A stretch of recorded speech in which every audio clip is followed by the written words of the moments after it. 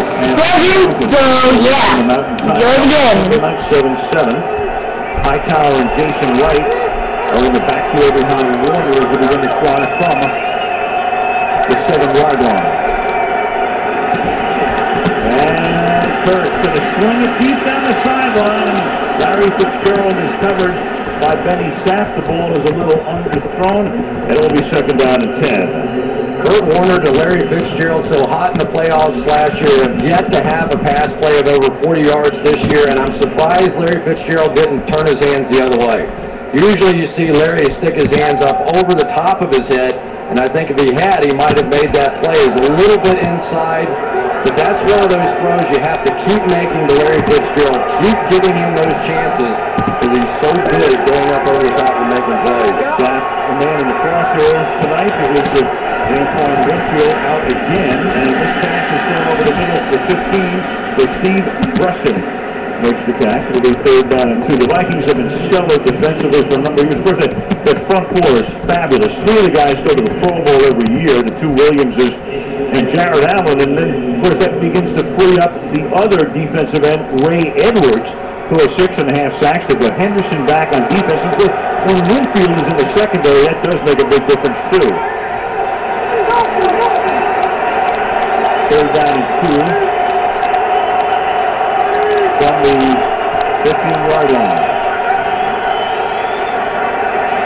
And Warner with good protection and then throws. That will be juggled and caught. And holding on to it is Anquan Bolden. And he signals 1st down. And the Lion, Asher Allen, the rookie out of Georgia, covering on the play. Usually they rush 4. Sometimes they take the biggest guy on the field and drop him into coverage as well. Here is one of the largest nose tackles around, Pat Williams, trying to get in that hidden spot where the quarterback doesn't expect to see him. But Kurt Warner's been around the bend a few times too, and he saw it.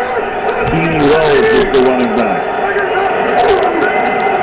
Walking in the 1st round of Ohio State. Wells cannot get around the corner. That's a great tackle by E.J. Henderson, who did that earlier as well, and that turns what might have been a 10 or 12 or 15-yard gain into a 2-yard gain. And Leslie Frazier, the defensive coordinator, loves what he's been seeing out of E.J. Henderson. He said the last few weeks now, we're starting to see the E.J. Henderson we saw before he had that reconstructive foot surgery.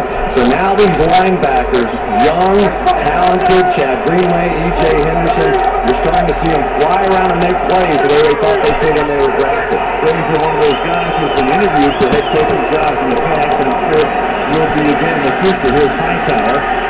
And Hightower gets taken down to the 20-yard line. And when you talk about a Viking defensive coordinator, well, 3 years ago, the Viking defensive coordinator was a fellow by the name of Mike Tomlin.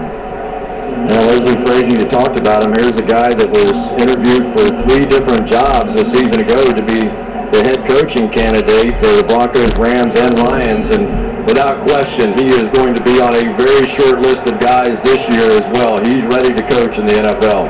Teams will change sides as the clock ticks down to the end of the quarter, and the second period will begin with Arizona at its own 20 and a 3rd down and 9. We've played 1 in Glendale, Arizona. With the score, Minnesota 7, Arizona 7. And NBC Sunday Night Football continues after these messages.